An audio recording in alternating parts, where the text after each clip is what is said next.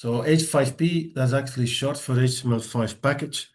It's an initiative that started around 11, 12 years ago. It's totally open source. And actually it allows everyone that is involved in education to transform textual training course into an engaging interactive interface, different objects. And the interesting part, I'll go in that later in full detail. The interesting part is that this is fully responsive and fully multi-platform.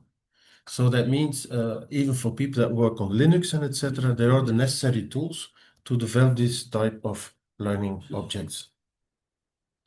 On the website at h5p.org, you will find a wide range of content types, and they are being increased. So there are more and more content types being added. And one of the next sessions, I will show you a video with detailed approach how you can use these content items. And we have decided to keep it as a video. So for those that want to watch it again at ease, we'll make the video available so you can go through it. So what are the key features of H5P? First of all, it's fully browser-based. In this sense that you can deploy it through a browser, you can create it through a browser. For example, Moodle has you can, in the backend, you can embed what we call an H5P editor. But for those that say, I don't feel comfortable to work on a browser and I want it on my laptop to work with, I will introduce you also to a free tool that can be used on a desktop application, and you can also create it. Interesting part also in the video, we're going to show both. We're going to show how to do it in a browser. We're also going to show how you can use these through the Lumi free software. It's quite plugin friendly. It works in Moodle, it works in WordPress, Canvas, Drupal. Ourselves, we have used a lot in Moodle and WordPress. And for certified deliveries we use Moodle. As I said before, it's open source. It's free to use. The content objects that you create, you can download. Then you can open yourself in your own Lumi or in your own Moodle. You can edit it, you can change it. It's very, very flexible. It's also mobile friendly, as I said before, so it's responsive. So if you open this on a tablet, if you open this on a smartphone, it will act like you're an app. So it's very nicely made. And also very important because, as you know, especially if you're offering public support, public training initiatives, at least in Bulgaria, they follow very strict on accessibility guidelines. So it's WCAG 2.1 compliant AA. Not AAA, AA. Now, I used to work as an accessibility consultant for the Flemish government, and I always made a difference between technical and functional accessibility. Something may be fully technical accessible, but you give it to a person who is blind with a screen reader, and he will not succeed in working with it. So technical accessibility is not the same as functional accessibility. Here we have a high level of functional accessibility. It's not AAA, but it's highly functional accessible. For those that are a little bit techie savvy, it also incorporates ARIA, accessible rich internet applications. It follows so that the guidelines of the accessible rich internet applications with the necessary attributes for ARIA that are included in the coding of H5P. So in a whole, actually, the majority of the components meet very high compliance with accessibility. Some of the objects not, but in general, those that are problematic, we do not use. What are the types of content? Well, in total, there are more than 50. You will see that also when we'll play the video later on. You can, while you're creating a content, you can say, okay, how am I going to present it? Because that's always the question you have. Could have a very dull academic course, and this course has to be made engaging. It has to be made in a way that people do not, stare page after page. So you have to think, okay, how can I present this in the best possible way to engage the learner and to make it interactive where possible? What are the extra materials I have available? So for this, for example, it's always interesting. If, for example, you talk about a certain topic, we are busy in the bee sector, you have a topic on beehives, and there could be videos that are relevant to this. There could be pictures that are relevant to this. There could be audio relevant to this. You name it. So the thing is that you look at the content, you start thinking, how can I transpose it with all the additional materials, with all the tools that I have available? And it's literally like a Lego. You put a block, put another block, put another block, put another. So you keep on building up till you have something very engaging. Again, in the video, we'll see that in full details later on. So that's why I wrote at the end, it can actually be, all these elements can be combined into a set of learning sequences that you have till you reach all the necessary, let's say, interactions that will ensure you that the student who is studying this really grasps what it is about. Yeah. One question. Yeah. But all this will be structured based on some content. I mean, you have to. Yeah, we'll show that in the video, because that's Okay. why we had that extra session, because here I talk more about, okay, how it is, what it is, and then in the video we'll see the demonstration actually, because while we play the video, we'll stop video and say, remember what I said with the sequence that you Because I assume you first must think how you will Yes. structure this Yes. course, So- let's say, and then you start Yeah, well, putting all the pieces. It's good that you mentioned this. So normally when you develop such courses, for example, for the last two ones that we did, we knew from the beginning we wanted to have an H5P. So then we give instructions to the course developers that we want per Yeah. content type, we want those type of content type, we want relevant videos, we want relevant pictures, we want explanation, we want workflow diagrams, you name it. Okay. Okay, it's good that you brought that up. So the H5P editor for desktop, and personally recommend when you develop H5P, use the editor, because with the online, sometimes you see like funny things happening. So I would really suggest that you develop that through Lumi desktop software. It is applicable for Windows, macOS, Linux. The way of working with it is quite similar to the online version. And you see actually here already, I search for the content type. So you have these 50 plus content types, and you select, this is the most relevant of what I want to use now for that specific content. And then you start adding. We would like to introduce also then later on in the training courses. There you see a little bit a mix of everything, because also in there we have glossary functionalities, we have assessment functionalities, because we want someone really to be certified. It's a micro-credential. Come back to that later. And I will explain then why that is so suitable. I'm waiting till Alexander has taken his high definition picture. This is also important, you know. Okay. Just a few pictures from the Yeah, you can, yeah. So here we have another example of H5P. That's an image that has that is enriched with overlays. So in the past, to do this, you had to have a developer that was going to pinpoint what you're going to display where with underlying code. Here with this editor is very plain simple. So you select and you get information of what it represents.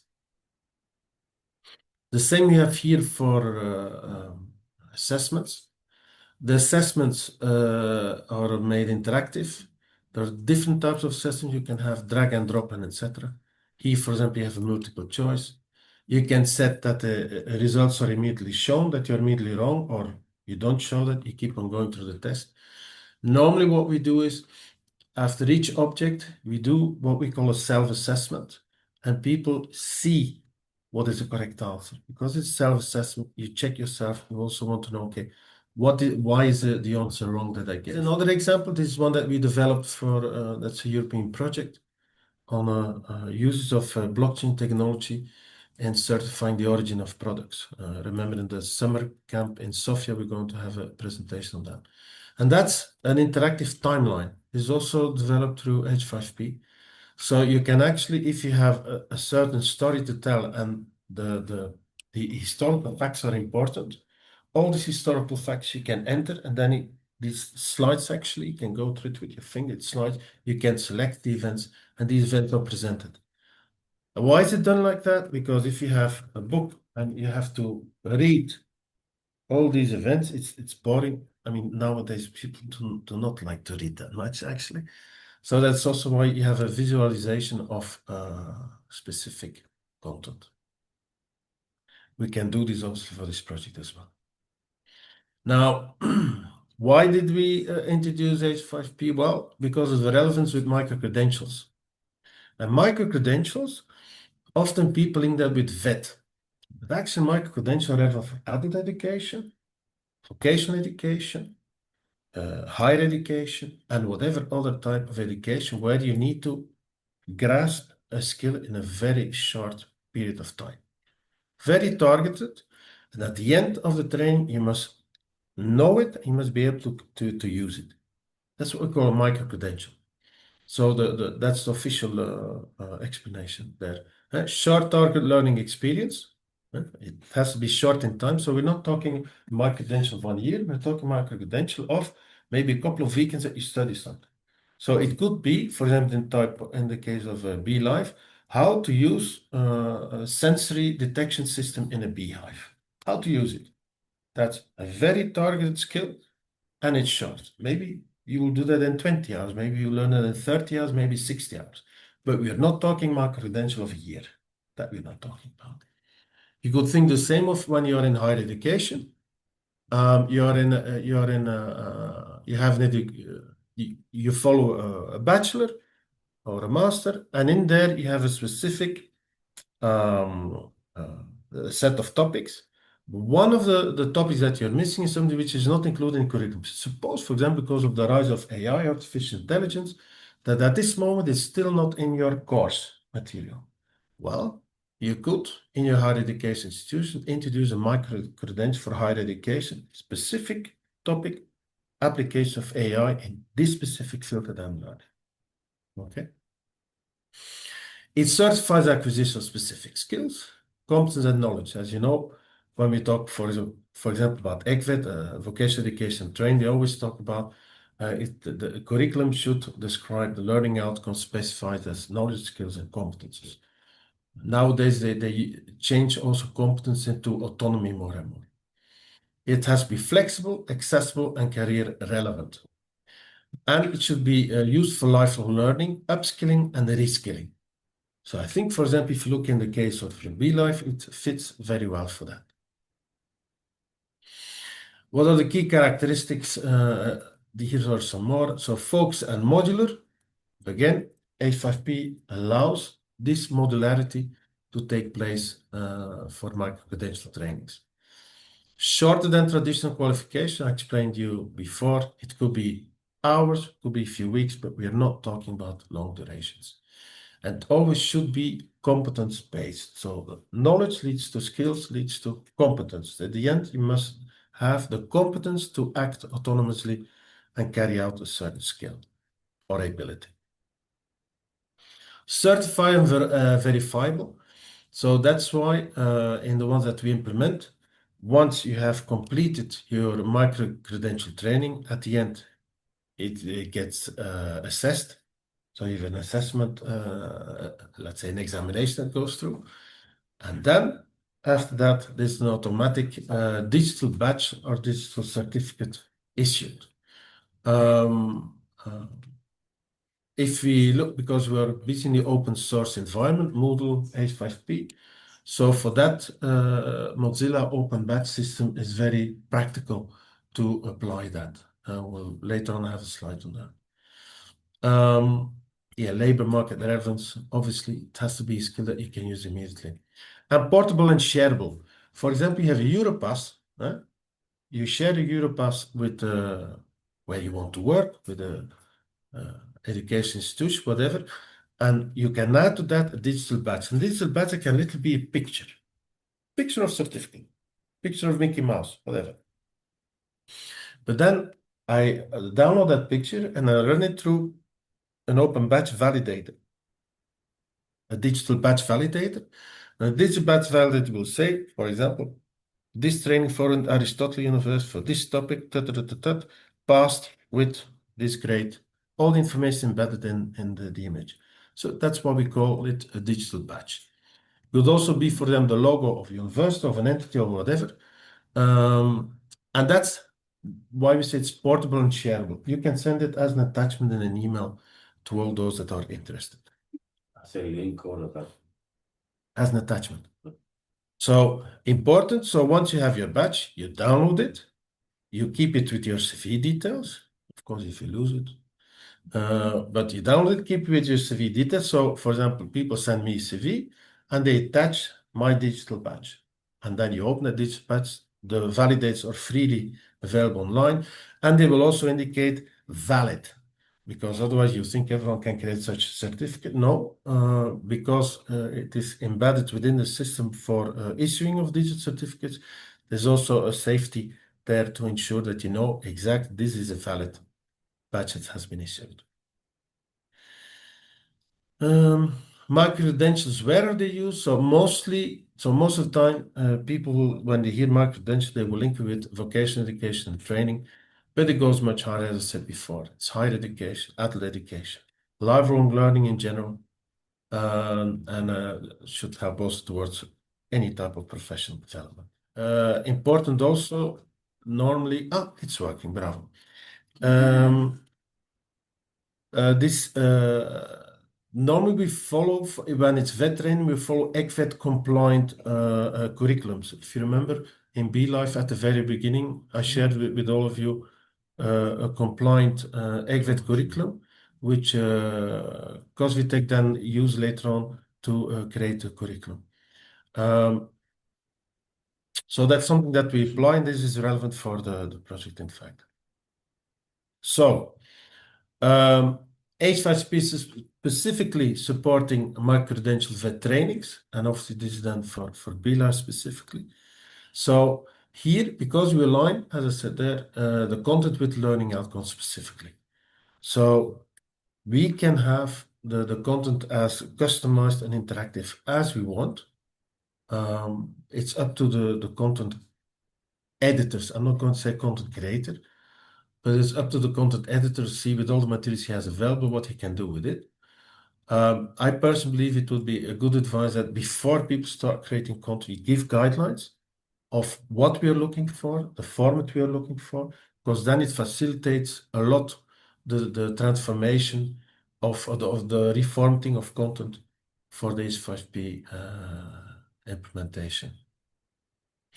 There are structured modules that is also in line with ECVET trainings, and it allows as much flexible learning as you want. We have implemented this, so both for Moodle and WordPress, and for Moodle we also developed a synchronized mobile application, a dedicated application for that. I will come back to that later on. Yeah, we have, when we want to look at competences, obviously we have to have the assessments there. You can, I put there a couple of examples. You can have multiple choice, you can have true false quizzes, drag and drop exercises. This, for example, very relevant if you say, okay, I have an equipment I need to use, but where do I use the equipment? In what order do I use the equipment? And actually, you can also have a simulation scenario. What does that mean? You have a video, and this video is restructured in decision points. So you see a video, and next is what are you going to do next? And you click and you continue. You click and you continue. You have made a mistake, you failed the exercise. So this is also possible. Does not create different scenarios as you see. You fail. Yes, Yeah. if you choose the wrong scenario. Yeah. But this is also supported by H5P. The digital recognition, I said that before, that is with the digital badging. Accessibility inclusion, I also mentioned that before.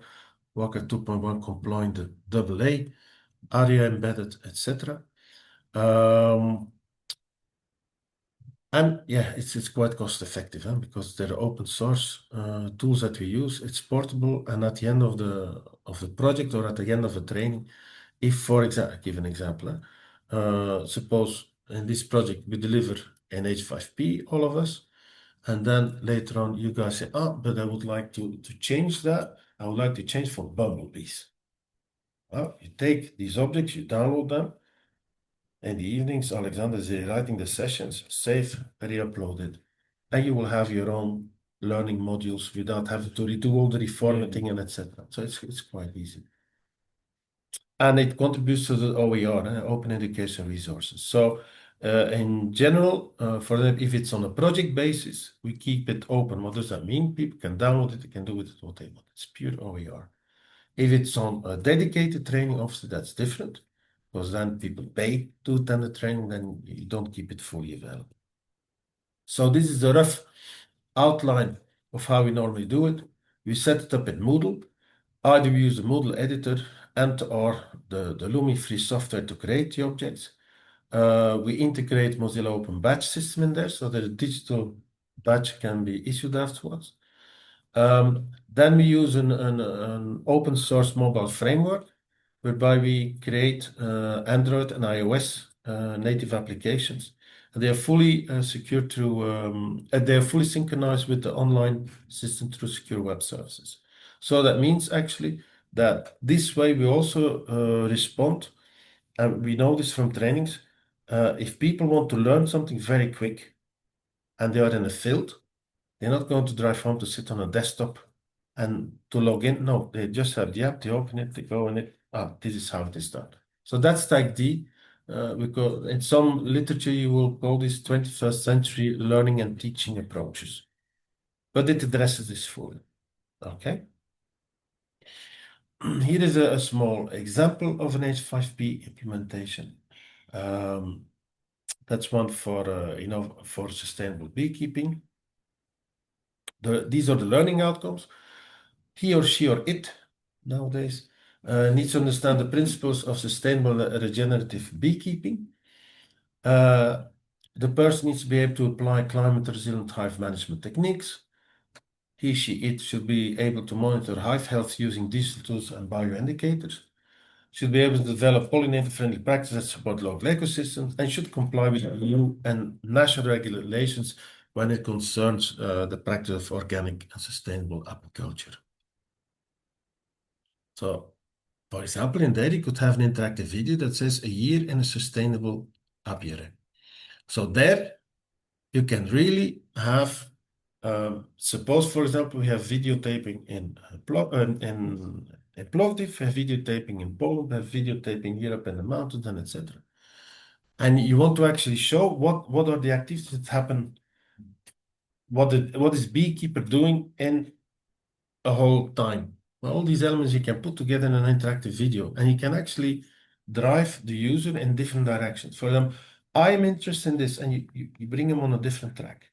So these are all things that are possible. You can bring up pop-up annotations. You can explain key activities. For example, the video stops or the video plays, and suddenly a plus sign or an exclamation sign appears. You click on it, you get more information. And you can embed within the video multiple choice questions. You also have a drag and drop, designing a pollinator-friendly landscape. How do you do that? What are the elements that you need as a beekeeper to make it pollinator-friendly? So then you drag those elements that are crucial to do so, and those elements that are not crucial, you don't drop. So based on that, again, you can do an assessment, you can do an immediate feedback, say, yes, that's good, because no, that should not be done because.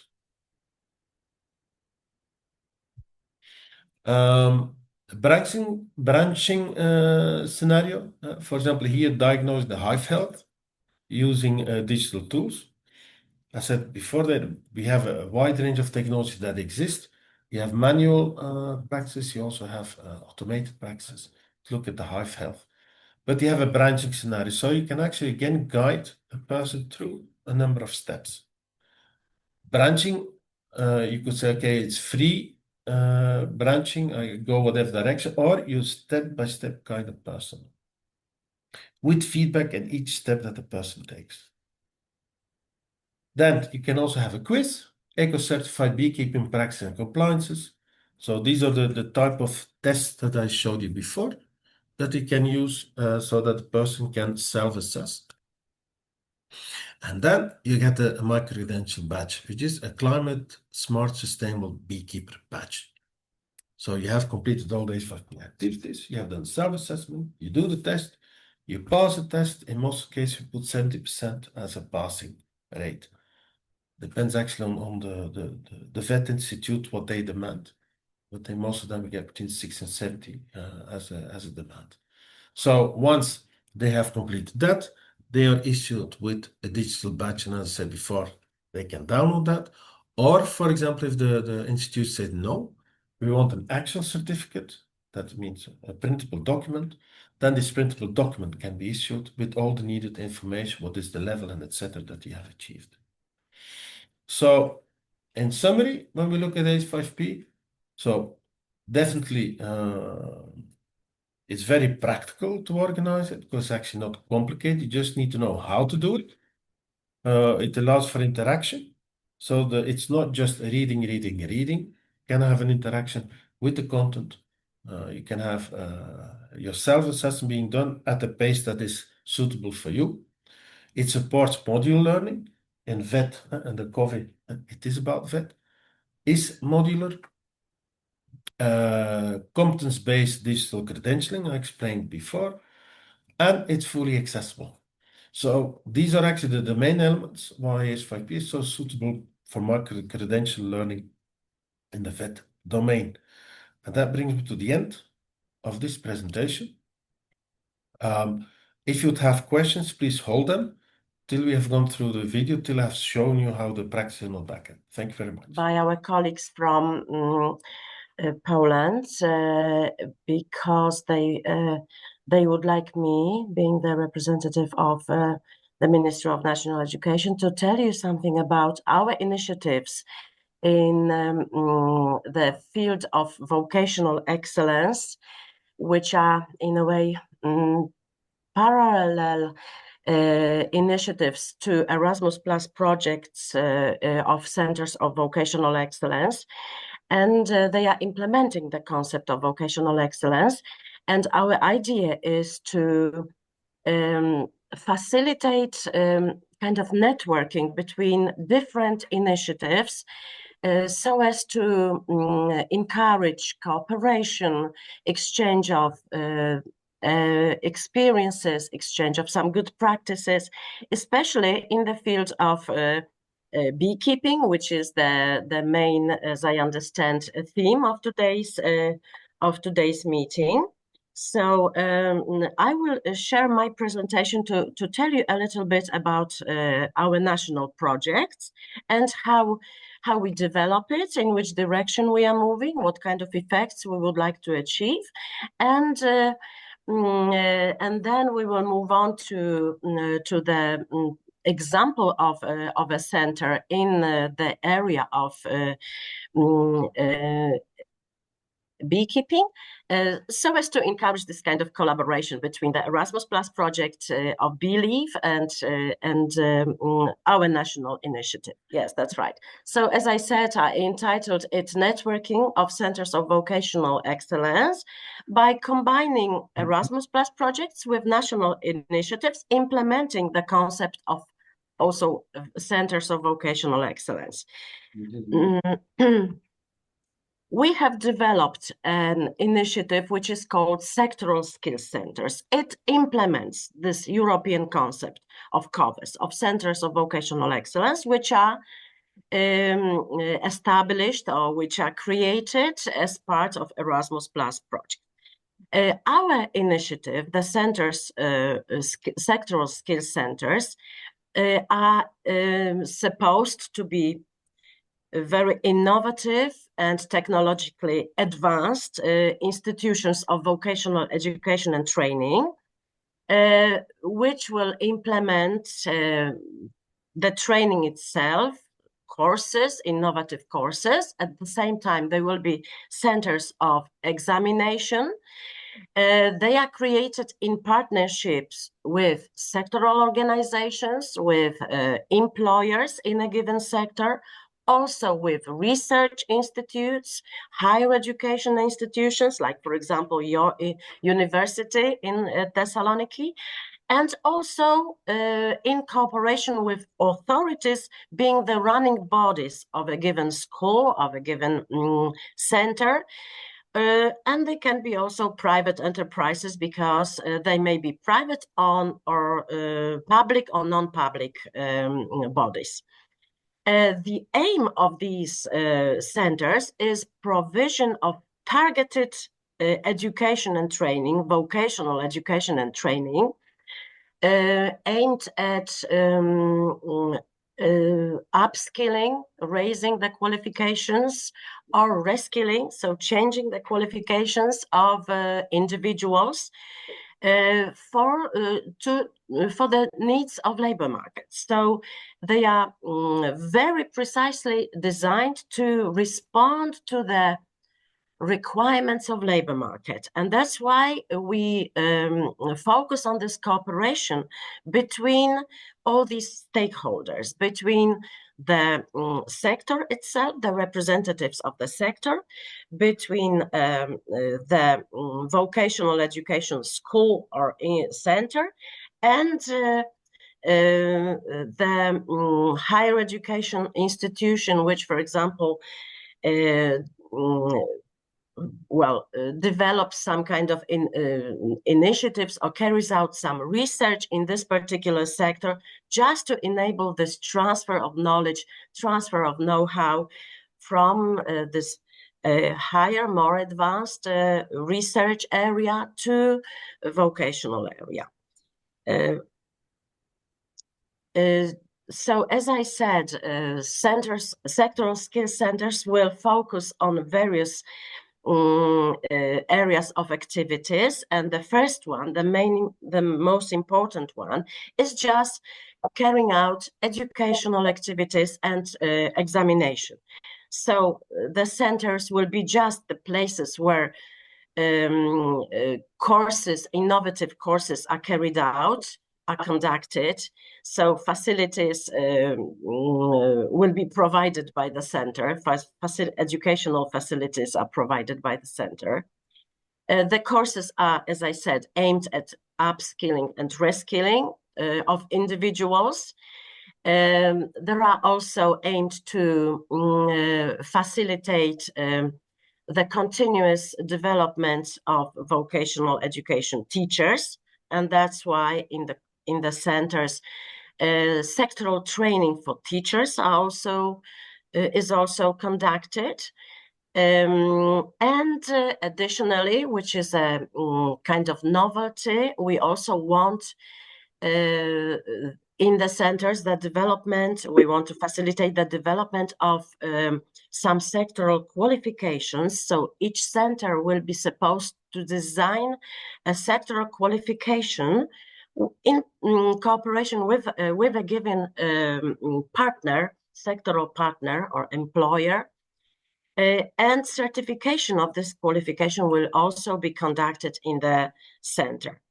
The second area of operation of sectoral skill centers is integration between the partners and support. So generally, we aim at integrating all the activities between businesses and education sector at the secondary level and higher level. We want the centers to be the mediators in establishing the cooperation between all that stakeholders. A very important area, which I also mentioned, is the transfer of innovations and development, modern technologies, analyzing the demand for skills and occupations in a given sector. So all this is aimed at the development of vocational education in a given industry. And finally, the final and also very important area is facilitating professional counseling, so career guidance, and also promotion of vocational education and training, promoting its attractiveness among young learners and also among adults who want to enter some sector or upskill, raise their qualifications in a sector. So generally, we want to encourage people to enter vocational education. We are building a national network of sectoral skill centers. We are aiming at creating 120 of them, and each one of them will be devoted to a different area. So, as you can see in the slide, we have got the areas, the sectors range from heavy industry, construction, mechanics, transport, through some environmental, like chemical, renewable energy, also advanced technologies. We have got sectoral skill centers in automation, in mechatronics, robotics, etc. In health and social care, social assistance, safety and security, and also something that is close to your project. We also develop quite a wide range of sectoral skill centers in the area of agriculture, breeding, horticulture, forestry, and beekeeping. This is also a big concern for us. We are developing such a center, and it will be presented in a moment to show you what kind of activities it is carrying out, and to encourage this kind of cooperation, transnational cooperation and sectoral cooperation with this center. And we also have got beauty sectors, fashion, hairdressing, etc., and connected with economics, administration, and trade. So on the map, you can see that they are scattered all over our country, and they have been created, and they are at present, they are being established in the course of a competition carried out by a foundation for the development of education systems, which cooperates with the ministry. So the initiative and the reform is from the point of legislation, it is the role of the ministry. But the implementation of the project is carried out by a foundation which is cooperating with the ministry to enable the actual establishment of the network. So this is our national network. And what I want to kind of encourage now and encourage all the partners is to network within the sector, because there is a wide variety of benefits of networking, right? First of all, it is a chance to share practices, share experiences, all the deliverables of the projects, of the initiatives, to exchange the innovations, to exchange the know-how and the research results. All this, in fact, leads to raising the quality of vocational education and raising the effectiveness of the activities of the centers, of the projects. It fosters collaboration between all partners, so the industry partners, the higher education partners, and vocational education schools, centers. Also, I think it may be a kind of opportunity for learners to facilitate their mobility. It may also lead to better use of the EU funds that are involved, and generally it may, for us as the ministry, may have also big impact on creating and developing vocational education and training policy in every country.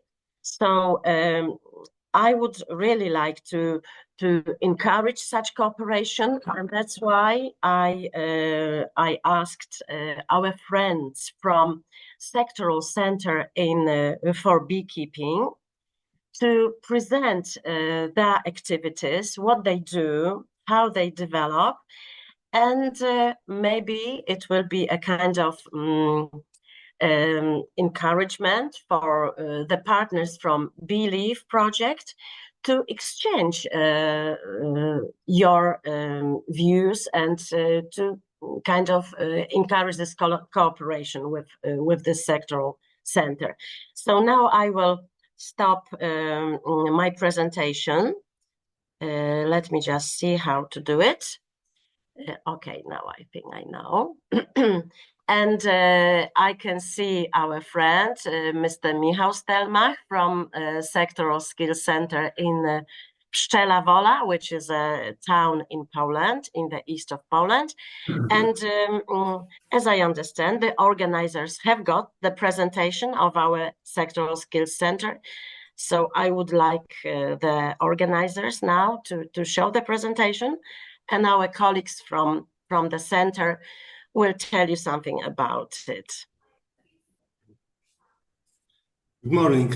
My name is Michał Stelmach, and I'm a specialist at Sectoral Skills Center in beekeeping.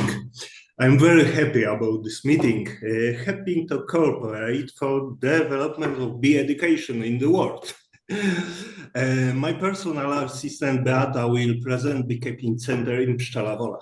Okay, so good morning. We are happy to participate in the seminar devoted to the project BeeLieve, and we would like to take the opportunity to present our initiative of a sectoral skills center for beekeeping in Poland.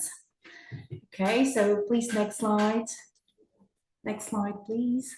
Thank you. Okay, so first, I'd like to say a few words about Pszczela Wola. It is a charming corner near Lublin in the southeastern part of Poland. The history of beekeeping education in Pszczela Wola dates back to 1945. Since then, the name of this place has been associated in the beekeeping world with high-level knowledge transfer, a teaching staff composed of active professional beekeepers, and the peaceful landscape surrounding the school. Okay, next. Please, next. In Pszczela Wola, there is a beekeeping technical school which trains future beekeepers at the secondary level. And for many years, it has been the only institution of its kind in the world. Today, we proudly welcome students from countries such as Kazakhstan, Ukraine, Lithuania, Belarus, and Slovakia, striking for excellence in vocational education and responding to dynamic changes in the sector. We have decided to go further towards a new, more advanced unit of vocational education and training, a sectoral skills center. Please, next.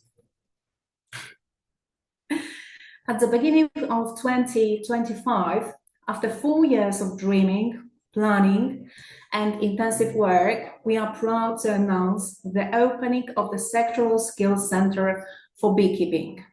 Thanks to financial support from the Recovery and Resilience Facility, in the course of a competition, establishment and support for the operation of 120 sectoral skills centers, implementing the concept of Centers of Vocational Excellence, COVIS, Pszczela Wola has gained a top-tier educational facility in beekeeping sector. Next, yes, please. Please.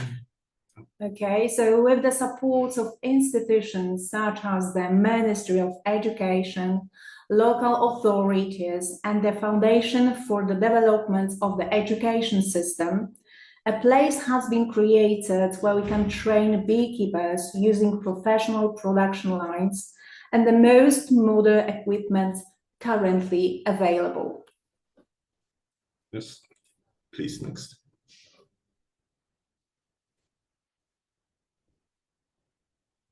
Please, next. Next, please. Next slide, please.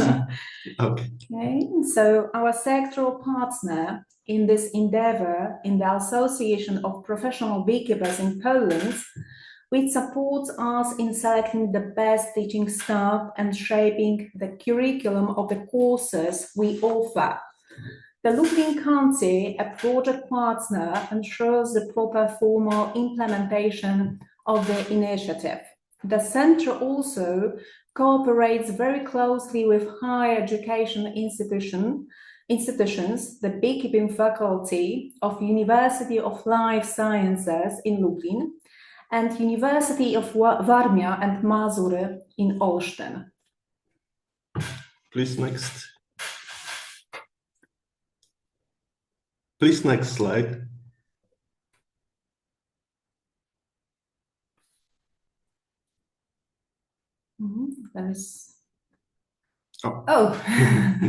Okay, the center boasts advanced cutting-edge production lines for beeswax foundation and honey extraction lines, which is a very advanced equipment in the sector. Yes, please. The scope of the center's activity includes the provision of initiative vocational education and training in the form of specialized upskilling courses in beekeeping aimed at young people and adults being active beekeepers, and also sectoral training for vocational school teachers for the purpose of their continuous professional development. We train those who wish to pass this knowledge on to the next generation of beekeepers. Yes. Among the courses we offer, there are establishing and managing an apiary according to the beekeeping codes of good practice, queen bee insemination course, bee disease specialist, wild pollinator identification course, and preparing bee colonies for overwintering. The second pillar of the center's activities is strengthening cooperation between vocational education, higher education institution, and business within the knowledge triangle: school, university, and employer. The long-term educational process will be carried out in consultation with sectoral organizations and employers. The transfer of knowledge and innovations will be implemented through the cooperation with the higher education institutions, University of Life Sciences in Lublin and University in Olsztyn. We organize conferences where future beekeepers can meet employers in the field and learn what qualifications are valued in the beekeeping sector and what skills potential employees should further develop. A recent example was the conference titled "The Future Beekeeper: Opportunities for Growth, Future Competencies in the Development of Beekeeping." The last pillar of the center's activities involves career guidance and promoting of vocational education and training. Promoting beekeeping knowledge among children and youth is an important aspect of our mission. As part of the activity, we organize the National Beekeeping Knowledge Contest, Closer to the Bees, which is targeted at primary and secondary school students.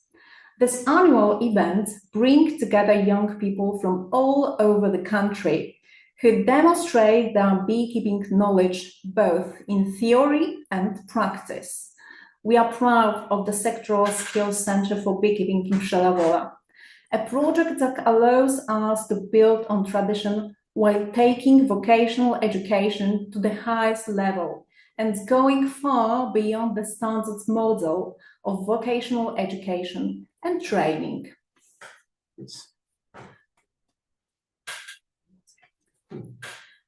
Okay, we are pleased to give you this brief overview of our center's activities and invite you to visit our website, where you can find more information and contact us directly.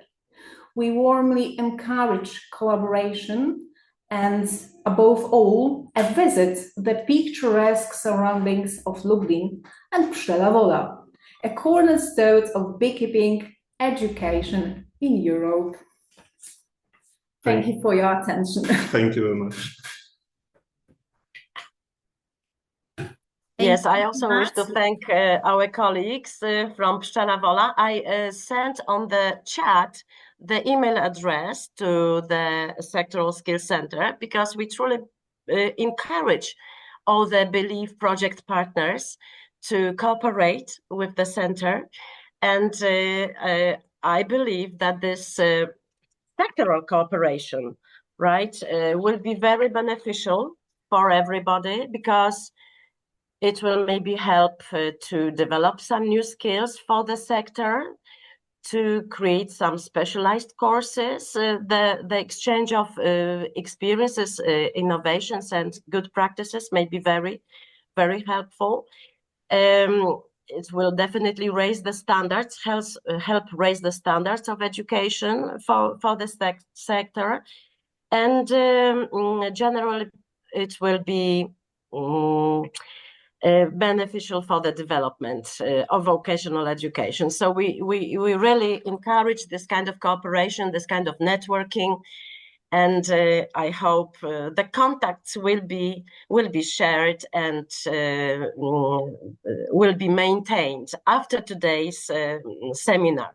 Once again, thank you very much for inviting us, and see you and have a nice discussion also.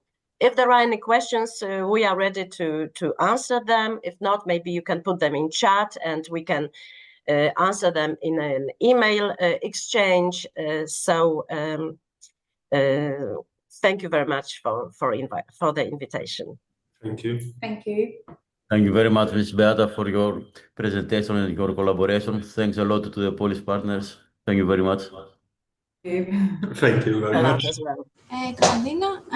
So hello everybody, I am Anastasia Vlachou, I'm project manager at Erasmus branch, and today I'll present how staff mobility and digital training platforms empower transnational learning with lessons learned from our EU-funded projects. So Erasmus is a Greece-based SME operating in the agri-food sector. Beyond our commercial activity, we're actively engaged in EU research, education, and mobility projects since 2017, and particularly those that promote innovation, traceability, and skills development in the food value chain.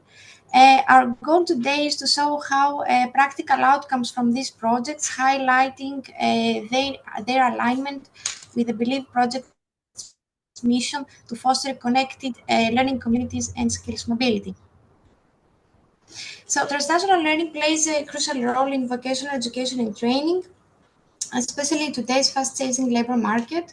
It helps bridge skills gaps across regions by sharing best practices and aligning qualifications. Additionally to that, it turns labor mobility, making it easier for skilled professionals to move and work across Europe. It also accelerates innovation by exposing learners and educators to diverse methodologies, technologies, and cultural contexts. All of these align with EU strategies like the European Skills Agenda, the Green Deal, the Digital Education Action Plan, by preparing future-ready, adaptable workforces. So to make this happen, several EU programs provide critical support. So I have noted here 3, but there are a lot of more programs that provide this kind of support. And the first one is the Erasmus Plus project, which is the main EU program for education and training. It supports staff and student exchanges, joint curricular innovation alliances. Also, we have the Marie Skłodowska-Curie actions that promote research, staff exchanges, and capacity building. It funds secondments, joint research and training between countries and sectors, and it has a strong emphasis on skills transfer, interdisciplinary, and international mobility. Finally, I have noted the Digital Europe program, which has a special focus on developing digital skills and infrastructures. It funds digital training platforms, AI, ICT upskilling programs, and cross-border digital innovation. And it also supports the use of advanced digital tools in vocational training. So in today's global landscape, regional challenges require cross-border solutions. So that's why transnational cooperation is key for upskilling workers and modernizing vocational education. So why do they matter? So in terms of digital platforms make training scalable and accessible. You can access the training curriculum anytime, anywhere. Especially, this is vital in areas that are remote or underdeveloped regions. You can create adaptive learning paths and improve engagement and learning outcomes through this process. You can create collaboration and sharing a virtual community of practice, real-time feedback, and you can have multilingual content sharing. And of course, this is a cost-effective training process method, especially for SMEs with limited resources for having in-person programs on site. Focusing on mobility programs, of course, hands-on experience across borders enhances practical skills, intercultural understanding, and innovation. It builds an innovation mindset. Through staff and learning exchanges, we accelerate mutual learning, foster trust, and build long-term networks. And of course, we support harmonization of the VET systems in general by contributing to mutual recognition of qualification and standards. So I have in more details two case studies. The first one focuses on staff exchanges under the Marie Skłodowska Curie actions. So the Marie Skłodowska Curie actions are funded under the Horizon Europe program and support researchers to mobility across country sectors and disciplines. So there are several key actions under this program. I'm going to focus only on the staff exchanges, and you can see here some information about the open call, the last open call, the 2025 open call. So the Marie Skłodowska Curie action aimed to develop innovative and creative researchers by giving them exposure to different work environments and cultures. And just to see what it's about, you can see, sorry about that. You can see the eligibility, some of the eligibility criteria for this proposal to be funded. So these criteria involve the participating organizations, the staff members themselves, and the secondment, as they say, rules.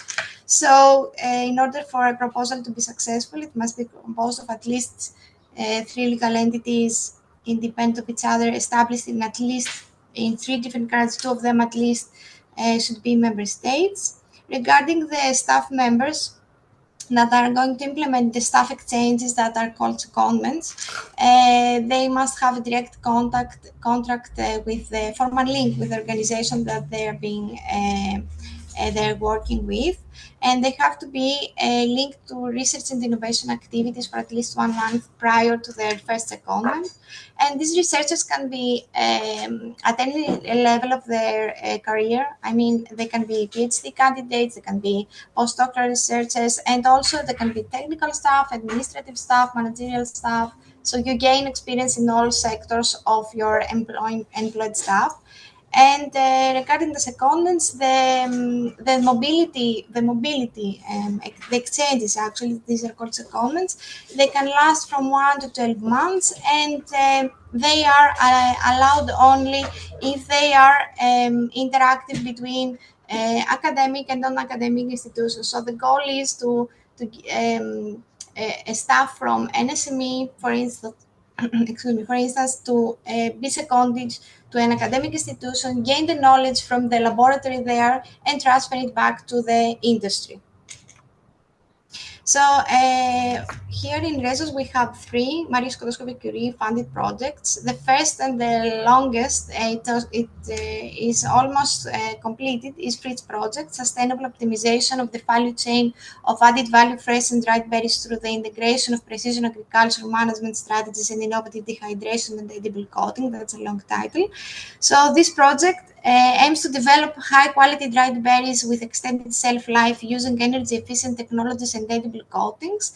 And in this project, we also integrate precision agriculture, and we conduct sustainability and socioeconomic analysis. And you can see in this slide an image of the work plan. I'm not going to go into details in such a technical project, but in more details about the implementation, you can see that there are 13 partners that are implementing this project across 5 European countries. It has a duration of 48 months, and there have been implemented 116 secondments, and the project has been funded with 2.5 million euros by the European Union. So the second project is RIA for Food, which is multi-actor research and innovation approaches for functional food. We are also coordinators of this project. And this project is about the design of functional foods using sea buckthorn berries. We use advanced methods like metabolomics and in vitro models to analyze health benefits. And this project also uses machine learning to optimize bioactive compound levels for different user groups. So some more details, we have 9 partners across 5 European countries. The number of secondments here is 99 in a duration of 48 months, and the funding for this project is 1.6 million. And just a quick look to the work plan, the work packages of this project. The last one is Verde Drive, harnessing byproducts for the creation of eco-friendly and sustainable diesel fuel. So Verde Drive focuses on converting byproducts like rose petals and maize into eco-friendly diesel. It's a multidisciplinary project combining agriculture, chemical engineering, and AI to find sustainable biofuel sources. This project is also implemented by 9 partners across 6 European countries. It has 27 secondments in a duration of 48 months as well, and it's also approximately 1.6 million funded by the European Union. And this is an image of the work plan as well. So as you can see, these are more technical projects, but the focus is on the staff exchanges that are being implemented, secondments through this project. So the Marie Skłodowskiej-Curie staff exchanges have had a significant impact on both the individual and organizational levels. So at the professional level, participants gain international intersectoral exposure. They gain experience in diverse environments, they boost adaptability and innovation. They get advanced training and mentorship. They have access to high-level supervision, technical training, and transferable skills. They improve their employability. As you may know, Marie Skłodowskiej-Curie Action alumni are highly competitive in both academic and non-academic sectors. And of course, they empower themselves through mobility. So they encourage their career autonomy and broaden professional networks. In terms of organizational level and transnational cooperation, we get to build a global research network. We enable through this implementation of these projects, we enable structured collaboration across countries, sectors, and disciplines. We encourage synergies between academia, industry, and society on a global scale. We fostered common standards, recognition of skills, and mutual learning across regions. And of course, we help participating organizations adopt international practices and digital tools, our organization being one of them, of course. So these were the projects that were that concerned mobility and staff exchanges. So for the second case study, I have projects that are related on digital training platforms, and we can focus on one project as an example. So our company participates in multiple EU-funded projects that leverage digital platforms to deliver scalable, inclusive, and flexible learning. These solutions aim to address skills gaps, support entrepreneurship, and foster cross-border collaboration. So these projects, in general, involve the development and deployment of online platforms for vet and lifelong learning. They focus on digital skills, sustainability, entrepreneurship, and circular economy. And these platforms are multilingual, mobile, accessible, and tailored for diverse learning profiles. And you can see here some screenshots of projects that Rezos has been participating that involved the development of an e-learning platform. Either we were the lead partner for this activity or just a participant, a beneficiary partner.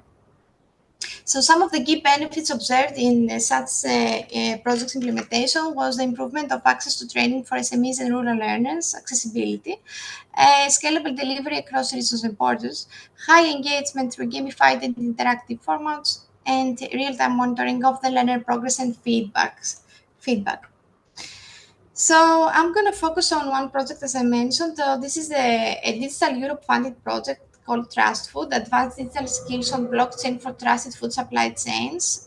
So the aim of this project is to support the development of advanced digital skills of the labor force, focusing on SME employees as well as to job seekers by providing high-quality specialized training courses in the blockchain technologies that are applied only to the food supply chain. So this project involves the development and delivery of short-term training courses in blockchain. You can see here a list of our target groups. Mostly we focus on SME employees and job seekers. In a little bit more details, we are 14 partners across 10 European countries. The project is close to its end. It is ending in December, and it was funded by 4.5 million, 2.6 out of which were funded by the European Union.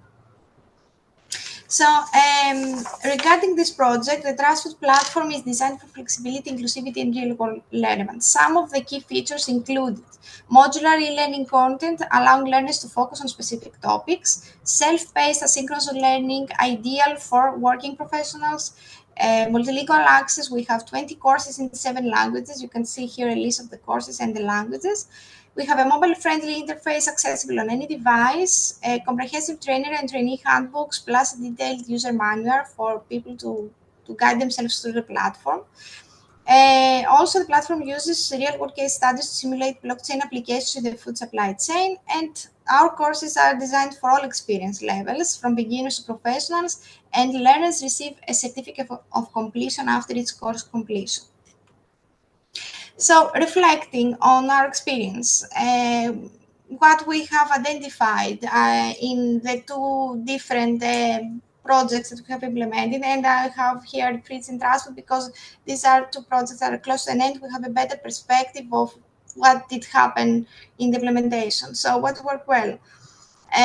For the mobility project, strong interdisciplinary collaboration between researchers, agri-food companies, and policy bodies. And the mobility teams boosted our innovation capacity and exposed our staff to new technologies and practices. Some of the challenges we encountered when you are coordinating across partners with with diverse regulatory standards, some problems might arise. And of course, when SMEs are involved in the implementation, time constraints to commit to the research and training activities. What could be transferable for the BeeLieve project? So mobility programs focus on real-world sustainability challenges have an impact. We could emphasize mutual benefit in exchange.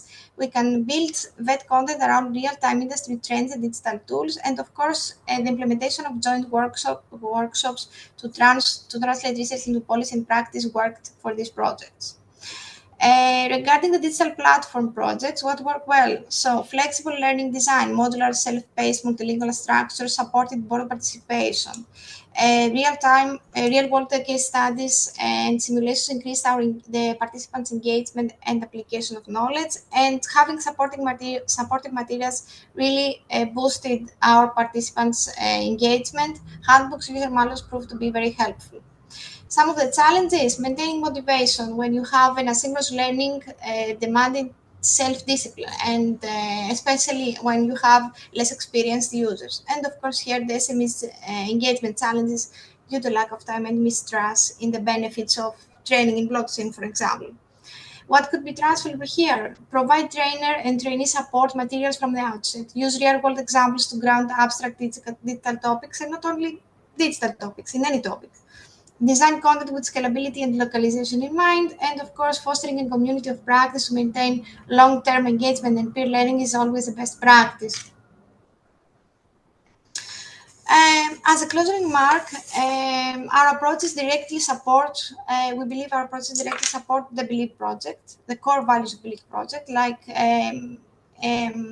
as bullets, all projects that I have mentioned facilitate cross-border cooperation among academia, SMEs, and public bodies. That is core to BeeLieve's goal of regional and transnational learning. Digital platforms, mobility teams, and real-world case studies training embody BeeLieve's commitment to innovative, flexible, and inclusive learning approaches. Each project that I mentioned nurtures a community of practice and encourages mutual learning and reflects shared values like sustainability, sustainability, digital empowerment, and equity that is mirroring BeeLieve's cooperation principles. And concluding, these models can directly support BeeLieve's vision for regional development and capacity building that are designed for scalability and adaptability. Which models? The models that I have mentioned, the approaches and tools used that exemplify scalable and adaptable practices like modular digital learning platforms, cross-border mobility, and staff exchange, public, private, and multi-stakeholder training collaborations, and real-world sector-specific case-based learning. That's it from me. I want to thank you very much, and I will be